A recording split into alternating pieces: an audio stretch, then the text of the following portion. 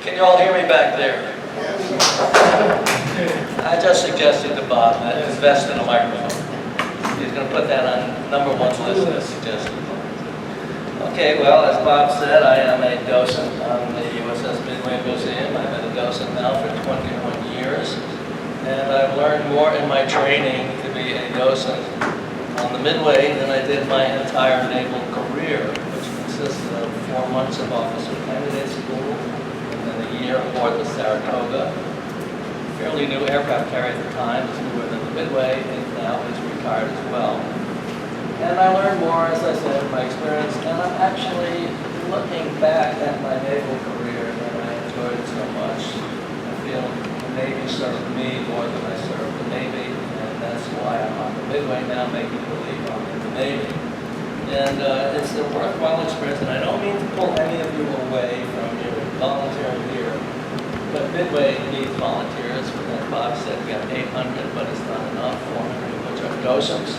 And the museum could not exist without volunteers. So I wrote a few brochures here, and I really don't want to steal you away from this museum, but I think we have some Midway docents worth both. So if you'd like to possibly devote some time to the Midway, we have about 10 different categories. I volunteer in about 3. Started mostly as a docent, but I worked my way into the knot team. As Bob said, he will tell you I'm an obsessive compulsive knothead. I had become. And I'm also on the Speakers Bureau and other things. The reason I'm here is because I'm on the Speakers Bureau and I was invited to give you this talk, which is going to be about Operation Frequent Wind. One of the things we take pride in is how well we are educated, especially the docents, and we are well trained. Midway has an amazing education department, probably even superior to the education department here, hosting about 40,000 students a year, offering STEM classes, kindergarten through 8th grade. And if you go down this stairway, which is not open to the public except on events, you see that? Have you been down there? Bob will know the amazing classrooms they have there. They even have a flight simulator room where they can teach the students the basics of flight. So we take pride in the fact that we say we are graduates from Midway Ships University. It's the only ship that I know of that has a university, and I say I'm a proud graduate of Midway Ships University, MSU, and you should know that MSU also stands for Make Stuff Up. So feel free to fact check me. You can ask Professor Google what I'm talking about, but please, not until after my program presentation, please silence your phones. I've already silenced mine. I've been embarrassed at least one time when my phone rang while I was giving a lecture. So mine is silenced. I hope you will do likewise. Wait a minute. What happened?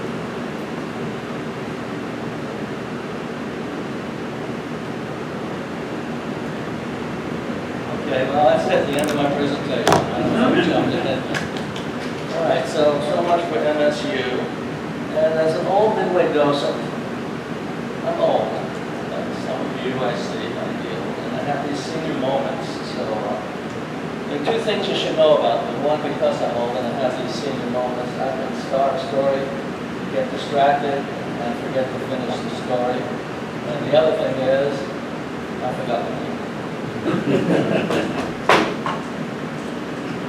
So before I talk about Operation Frequent Wind, let's take a little poll from you if you'd like to show of hands. I can't touch this thing. With a show of hands, please, how many of you have not been on the Midway Museum? Wow, all of you have been on the Midway Museum? I went aboard with a friend in Yokosuka, so I've been on the Midway.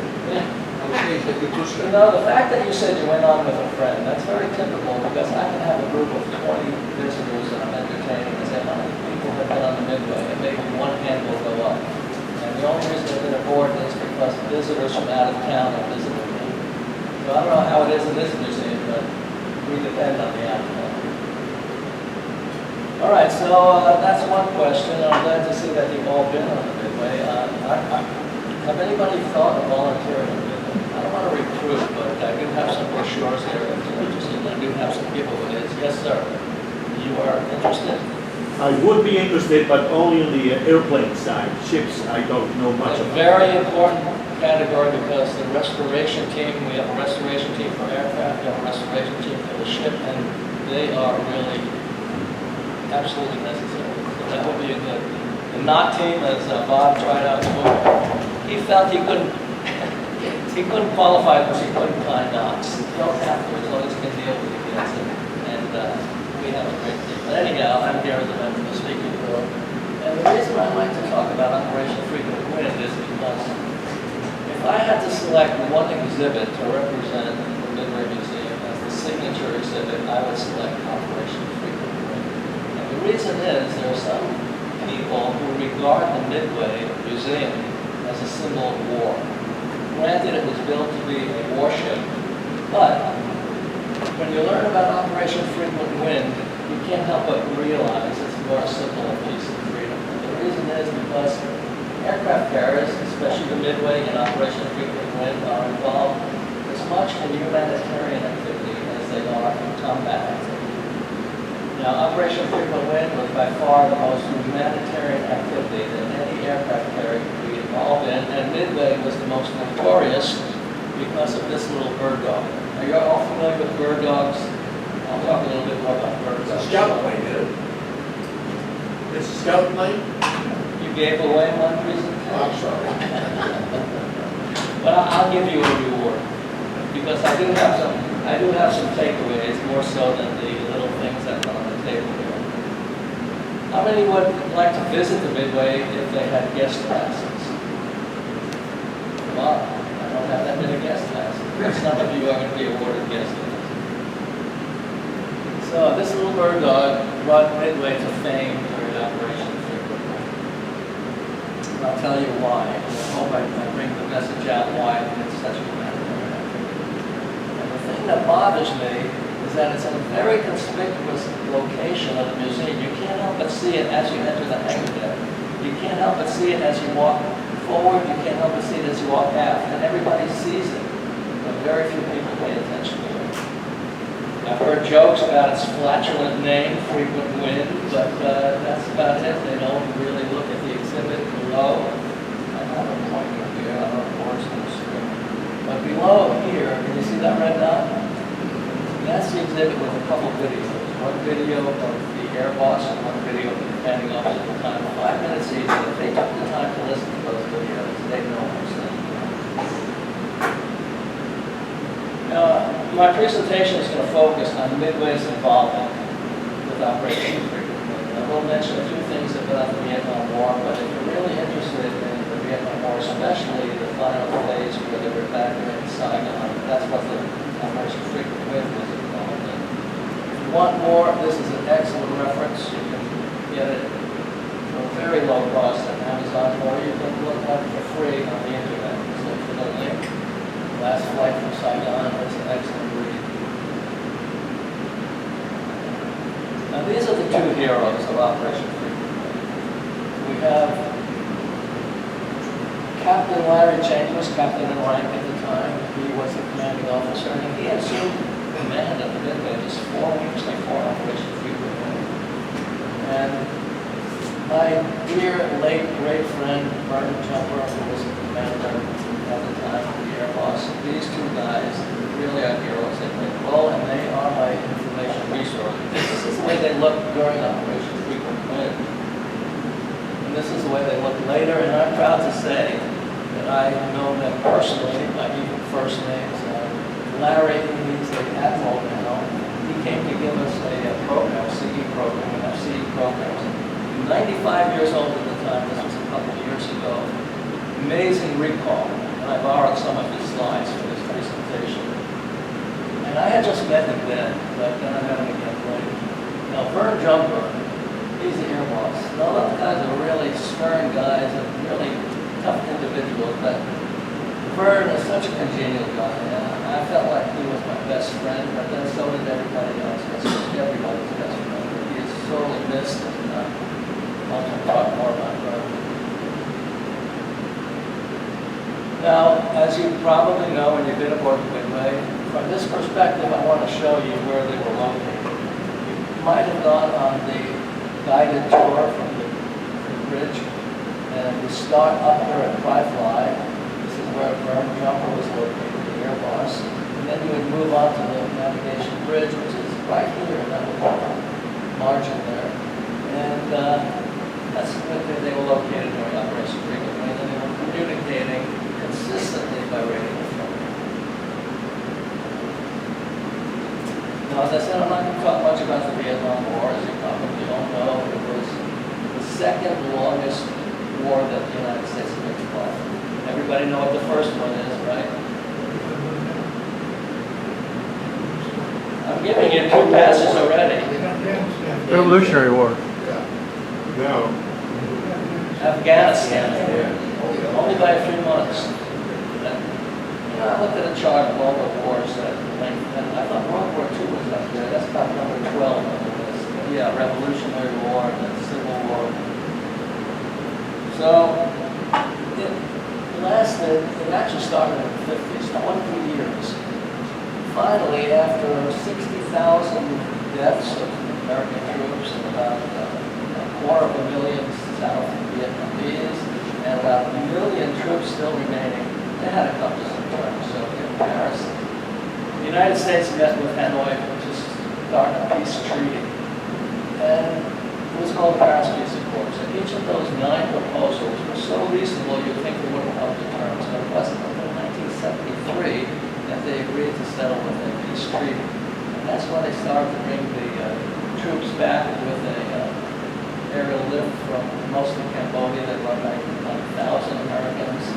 And it only lasted about 2 years. And then in 1975, the Vietnam invaded Cambodia and Laos, and the war began again, and then they had to evacuate to the second phase, or the last phase, which would be Operation Freedom. Now, this map represents the area that was involved during the Vietnam War, and Laos and Cambodia were neutral up until they were invaded by the Vietnam. Thailand was and always will be hopefully an ally of the United States, as well as the Philippines. China supported North Korea, but only logistically. They did not send combat troops. And that was likewise for the United States with Japan.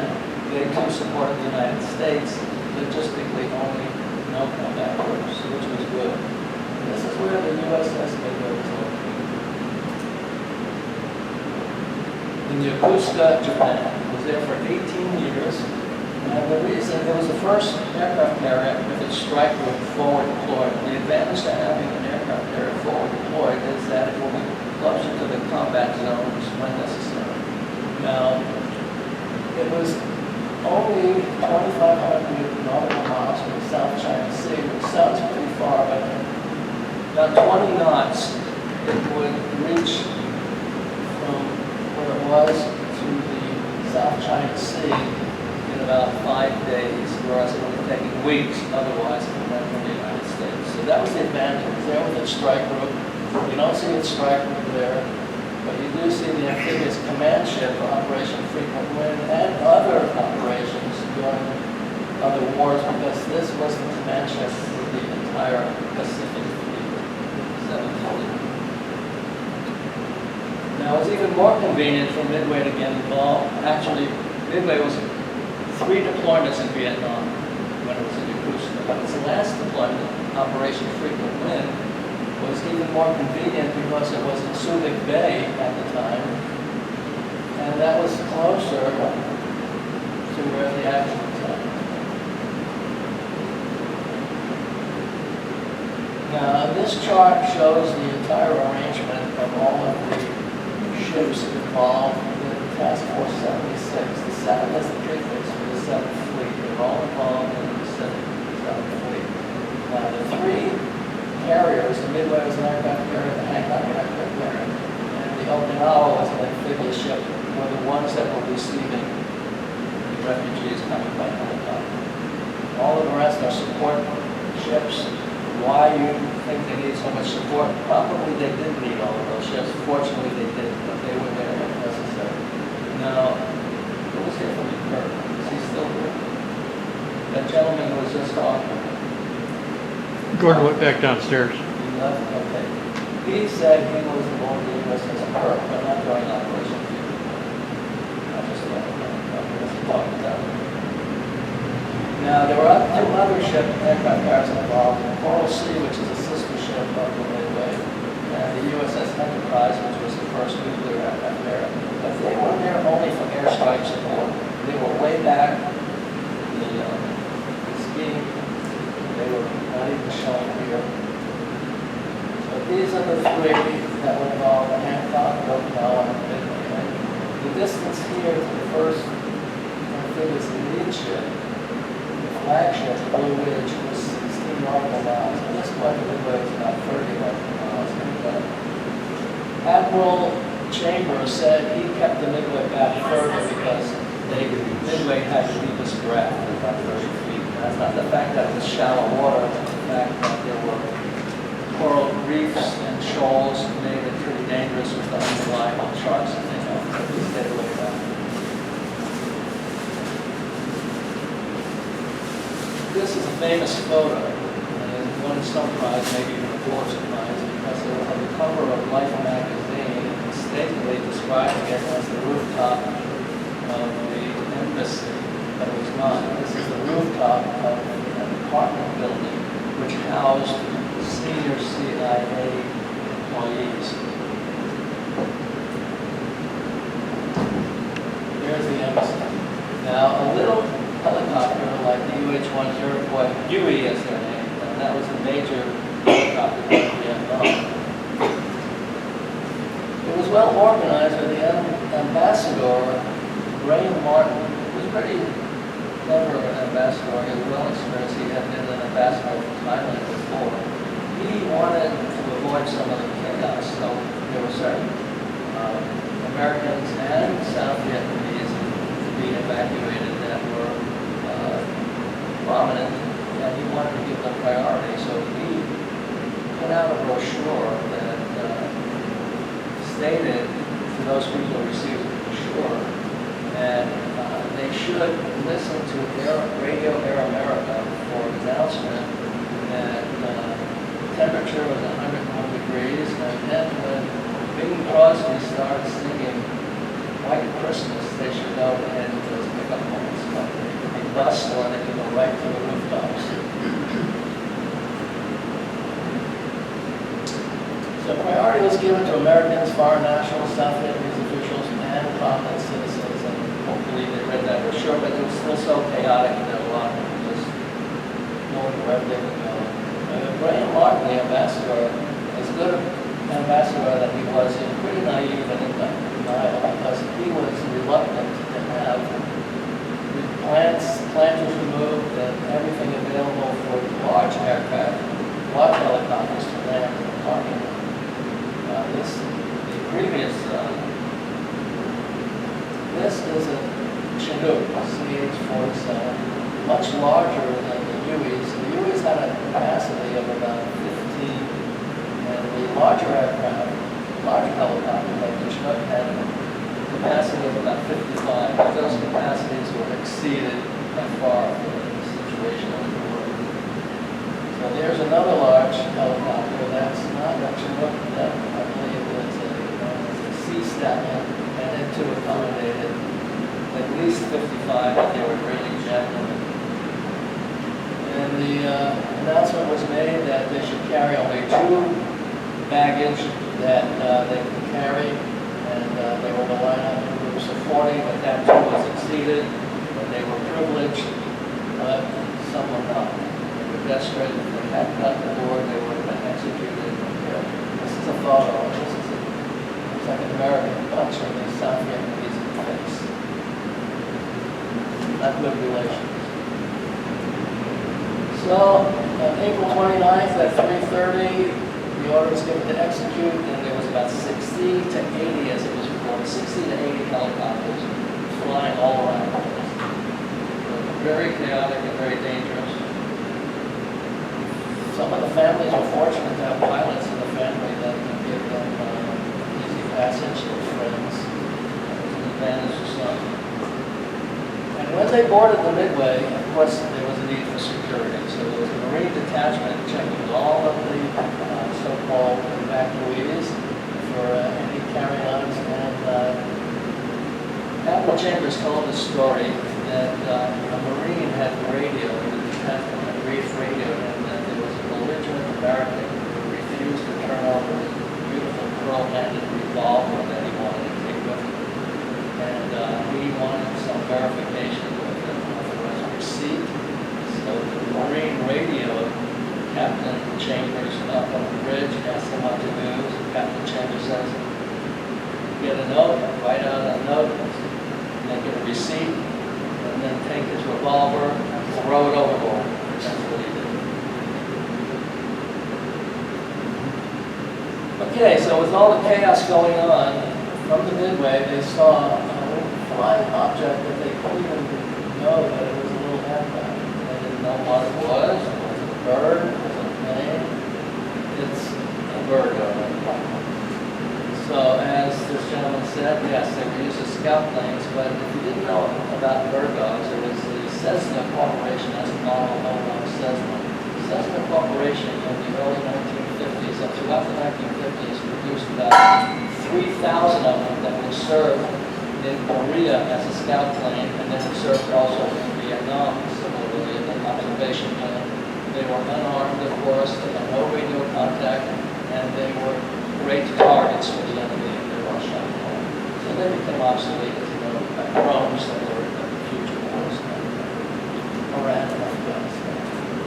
But this particular bird dog was the one that made Midway notorious, as it was during Operation Freedom Wind, because without radio contact, the pilot, a South Vietnamese Air Force major, he had hijacked this bird dog from the naval station that he was on, and he put his family in there, which consists of his wife and 5 children. This is a 2-seater. And he was flying out, escaping the Viet Cong because they were ready to be murdered. And he flew out to sea, not knowing, not looking for the Midway in particular, but he knew the operation was frequently had carriers out there taking on helicopters. So with limited fuel, maybe about an hour's worth of fuel, he flew out, and as I said, Midway was only about 30 miles off the shore. And he saw the Midway, and he decided, I'm going to try to land on the Midway. So he made a couple passes. By the way, from that distance, without radio contact, the admiral, who was Admiral Whitmire, the flag officer on the amphibious flagship, instructed Captain Chambers to have them ditch at sea and get rescued by helicopter. He didn't know that there was a family with 5 children. They were drowned. So Captain Chambers made the quick decision to have them clear the deck to allow that aircraft to land. And Commander Jumper, the air boss, gave orders, or relayed orders, to get the ship on the course and speed, get about 40 knots across the anchor deck, which is what they land jets. So they don't need it for a light aircraft like this, but nevertheless they got 40 knots of wind. And they had to clear the deck, so they pushed 3 helicopters, Hueys, overboard, and just a few $1 million worth of helicopters, which I don't mean to make it sound little, but throughout the Vietnam War, 12,000 helicopters, mostly Hueys, were destroyed. And not only were the other aircraft carriers dumping helicopters overboard as well, but they were ditching them at sea. This is a prize photo taken from the Midway. Pilot jumping out of his aircraft in the back. Why would he do that? Anybody? Nobody knows. Simple, because it was so chaotic on the aircraft carriers that they couldn't refuel. So rather than fly back and risk taking passengers and running out of fuel, they were instructed to abandon their aircraft and ditch the aircraft. This isn't the only one. This is the one story. So, all things considered, did I show you the note? Okay. Because there was no radio contact, that bird dog made a few passes over the dropping a note in broken English that blew overboard until he put it in a weighted object, his kneeboard. Anybody know what a pilot's kneeboard is? It's a board that a pilot keeps on his leg to describe things he needs to know about the mission and other details. That's typical of a pilot. So he took his kneeboard and put that note in there. Finally, this was the third pass, he was running out of fuel. And the note says, can you move these, in broken English, can you move these helicopters to the other side? I can land on your runway. I can fly 1 hour more. We have enough time to move. Please rescue me, Major Boom, wife and 5 child. How could he let them reduce this? So he took the initiative to defy the Admiral's suggestion. The Admiral probably would have gone along with it, I don't know, but they were radioing back and forth, the Admiral and Captain Chambers. He didn't wait for the Admiral's agreement. He just cleared the deck by having them show helicopters overboard.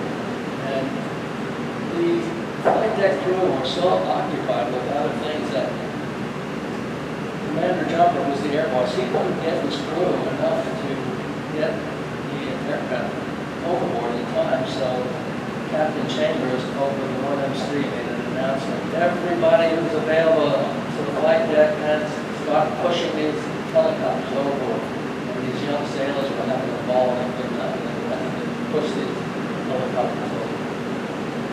But it was being done on the other aircraft carriers as well.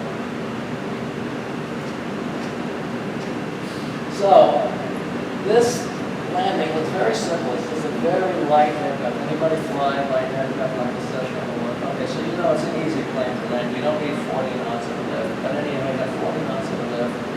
And as he's coming around, he was a very sharp pilot because if you realize when you have 40 knots of lift coming over the flight deck, now if there's a well down, there's a downdraft. If he didn't compensate for that, he would have crashed right. So either it was luck or he knew what he was doing, and he had a perfect landing. If this was a tail up, which is not, it's in 90 years ago, he would have caught number 3 cable. Number 2 cable is ideal. By the way, these arresting cables were removed to clear the deck so he could land. So you know what I'm talking about, arresting cables.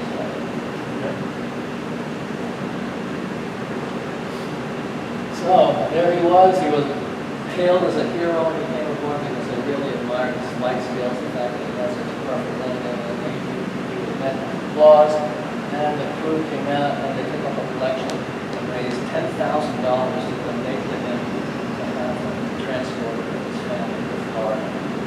And the situation is they had no place to sleep, so a lot of the crew were giving up their bunks for them to sleep until they were brought to another location. He was asked when he landed what he would have done if they didn't clear the deck. He said he would have tried to land anyhow. He would have worked out.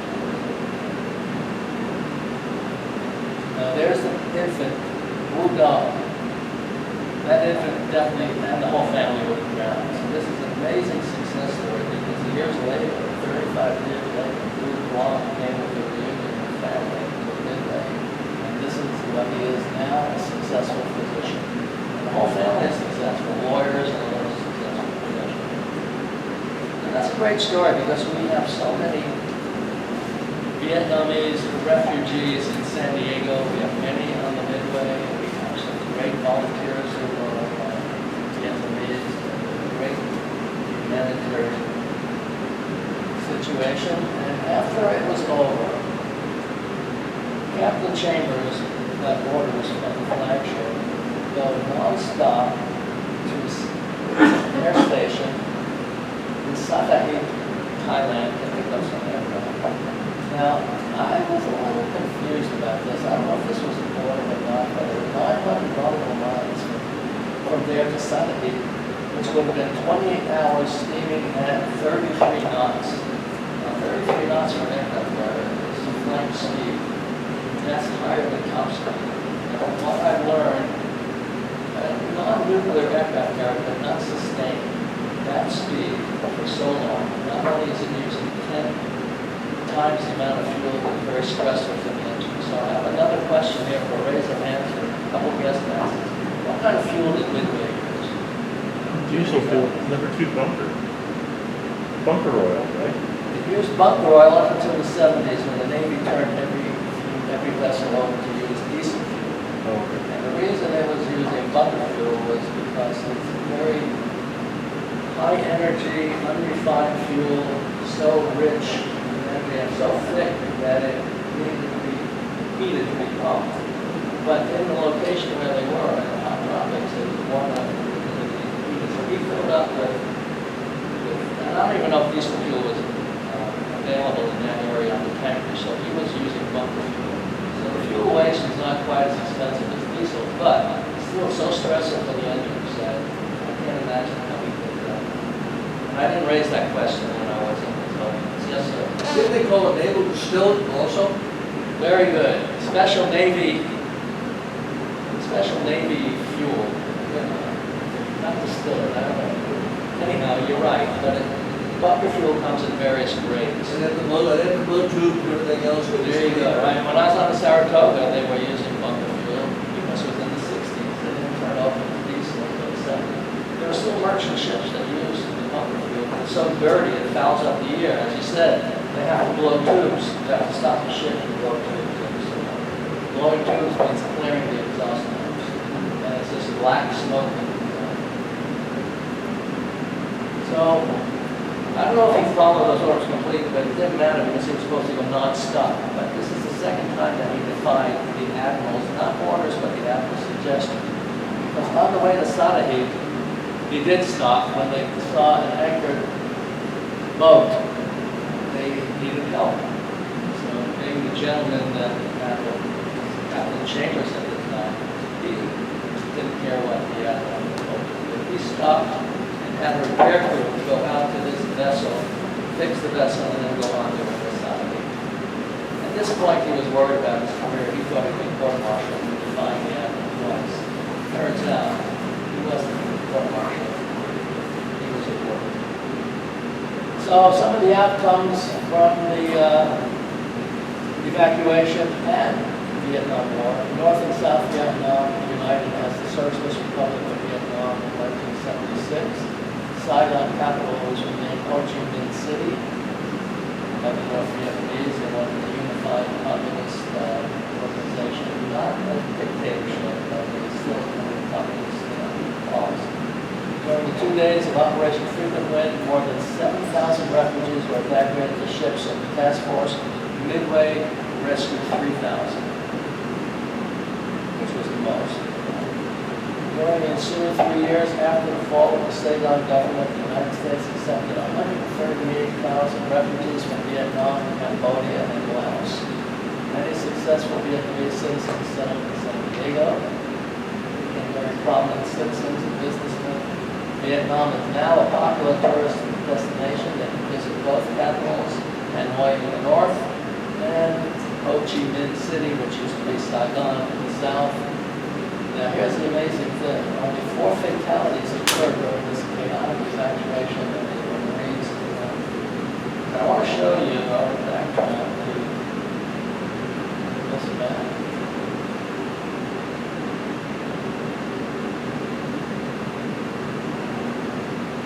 Because I want to say it again. I thought this was a really nice map.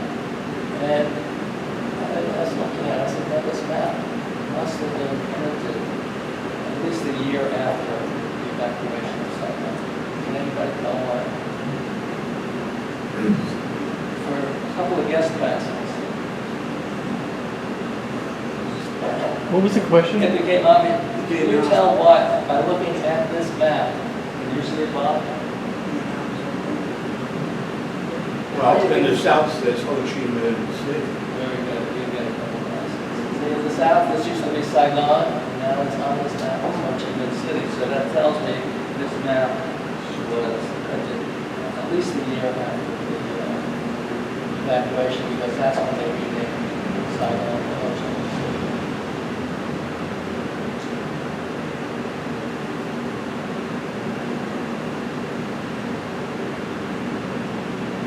Okay, so Midway was awarded distinguished medals. I suppose the other aircraft carriers were as well. Every ship involved was awarded medals for what they were. And that little bird dog was sent to the Naval Aviation Museum in Pensacola. Why not to the Midway Museum? What's in the Midway Museum? Replica. Didn't go to the Midway Museum because the Midway did not exist as a museum at the time. And rather than send it from Pensacola to San Diego, it was easier to just get a similar model of one Cessna and decorate it like it was in the decorated. And Captain Chambers was shrewd enough to rescue that note, and he donated it to the museum, which on display with the other display. Now here's a nice photo. This was just recently, a few months ago, Midway celebrated the 25th anniversary of Operation Freedom in July. Great. Did anybody go? Had you gone, if you would have got the board because they exceeded the maximum capacity. 6,000, whereas the fire marshal capacity is only 5,000. But the fire marshal wasn't aboard, so they stopped the mission at 6,000. Of course, the traffic was so bad. I was there the day before, but not, I knew it, I had to stay away. But here is now Admiral Chambers, he was promoted rather than court marshal, hugging the pilot of the Virgo. Now look at the difference. Admiral Chambers is like 20 years older than the pilot, and who looks older? Admiral Chambers is an amazing officer. He was the first African American to be commander of an aircraft carrier, and the first African American to be promoted to admiral, because he looked like an African American.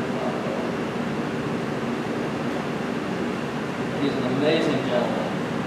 At this point, he's probably 97 because he was 95 when he was at sea. And this here, my dear friend, Vern Jumbo, former Air Force commander, he was there, but he didn't make speeches. He was just too weak because he was in his last stage of cancer, and he died shortly after July 4th.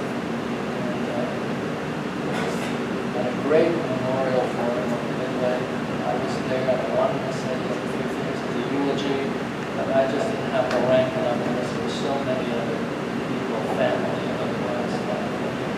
Amazing American. I listened to it. All right, well, we have time for questions. I certainly will. Yes, sir. Okay, USS Ranger and the Midway, when they were in Alameda, they had a little game where you explained where they kept making the flight deck a little longer. Can you give me a little more story about that? You know about it? What do you mean by making the flight deck? Well, they kept taking each ship, altered the length just a little bit, and they kept going at that little thing, or I don't know if it was competition or. I know nothing about that. All I know Okay. is that the Ranger is in the Forrestal class. The Forrestal was the first aircraft carrier that was built with an angled deck. All the others, like the Midway, had angled decks as renovations, but the Forrestal class had, I don't know if that's what you're talking about. What, it was the Ranger and what ship? Well, as I understand, because I grew up in the Bay Area, and I kept following a little bit, between the Ranger and the Midway, and keep letting the flight deck a little bit, and they're playing this little game. Yeah, the only thing I can get from that is that the Midway, as I said, altered through the second and third renovation, big renovations, to make the angled deck as large as the Forrestal class had when they were built with the original plans, because the Forrestal class Ranger and the Saratoga, which I was on, had the angled decks inherent to the original plans. Other than that, I don't know. I have to look it up, I'm just curious about it. Now I'm curious. I'll ask Professor Google as I do all the time. You might know the answer. Yes, sir. So they keep track of what happened to all of his kids and stuff? They all the kids of the Major who landed, what did his family do that? They have to keep track of what all of his family did afterwards? All the boys? Well, I think I mentioned that the crew gave up their bunks for the family to sleep in, and of course they were fed, which is a good point too. They had to be fed special food. They didn't eat very